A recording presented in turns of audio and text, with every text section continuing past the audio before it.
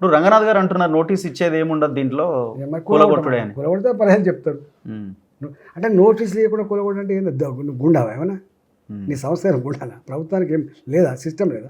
నువ్వే అంటగా చట్టబద్ధంగా నడుచుకోవాలి, పార్లమెంటరీ భాష మాట్లాడాలి, రాజ్యాంగబద్ధంగా సంక్రమించే పదవులలో బాధ్యత అయితే ఉండాలి. ఇవన్నీ లేవా? ఆయన ఐపీఎస్ ఆఫీసర్ కాదా రంగనాథ్ గారు?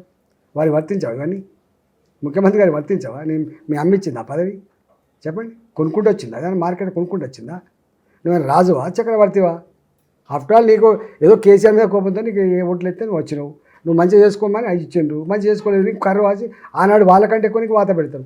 ఆ ప్రభుత్వం ఎలిసిపోవడానికి, ప్రభుత్వం ప్రజాక్షేత్రంలో నాశనం కావడానికి సంవత్సరాలు పట్టింది. కానీ నువ్వు 8 నెలల్లోనే కథమైపోయినావు. ఇవాళ నువ్వు అనుకుంటున్నావు ఇవాళ అధికారం ఉందని చెప్పి నీకు ఎవడు ఎదురు మాట్లాడకపోవచ్చు, కానీ సందర్భం వచ్చినప్పుడు వాళ్ళు చెప్తారు. అధికారం ఉన్నప్పుడు తెలియదు, అహంకారం ఉంటుంది బాగా. అధికారం ఉండగానే అహంకారం ఉంటుంది. వంది మాగాదని ఉంటాడు, ఓ అంటూ ఉంటాడు, పొగడ్తలతో ముంచెత్తేవాడు ఉంటాడు, ఎదురు చెప్పేవాడు ఉంటాడు, నడుతుంది. ఇక సందర్భం వచ్చినప్పుడు కరగాల్చి వాత పెట్టి. సో దీని వెనకాల టెర్రరైజ్ చేసి ఏమన్నా 50-50, 60-40, 70-30 ఈ షేర్స్ ఏమైనా ఉండే అవకాశం ఉండొచ్చు? చూసుకో. ఇప్పుడు నేను ఒక మాట అంటున్నాను, అట్లాంటివి జనరల్ గతంలో వెనకాల ఉంటాయి కదా. గతంలో అనేక రకాల మీరే అన్నారు ఈ బిల్డింగ్ పర్మిషన్ ఇస్తాను ఒక ఫ్లోరే తీసుకుంటానని చెప్పి మీరే ఇచ్చిండ్రు, నేనేమే ఏముందో అడగరా? అంటే మీకేమైనా కొత్తగా అట్లా కాదండి, వీళ్ళు కొత్త అవతారం అయితే వీళ్ళు పాతలు కాదా? ఇప్పుడు రేవంత్ రెడ్డి గారు ఈ రాష్ట్రంలో 50-55 సంవత్సరాల చరిత్ర లేదా వారికి? కాంగ్రెస్ పార్టీకి 100 ఏళ్ళ చరిత్ర, ఈ రాష్ట్రంలో 60-70 ఏళ్ళ చరిత్ర లేదా? ఇక్కడ కొత్తగా పుట్టుకొచ్చినట్టు మాట్లాడతారండి. శుద్ధులు ఎవరికి చెప్పాలండి వీళ్ళు?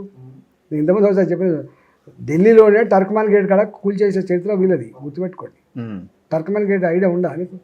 నువ్వు పుట్టలే అప్పుడు.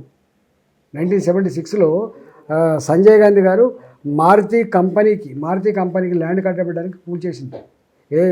అయ్యా వద్దు అన్నందుకు తుపాకుతో కాల్చిండ్రు. 10ల సంఖ్యలో మంది చచ్చిపోయినప్పుడు ఎమర్జెన్సీ.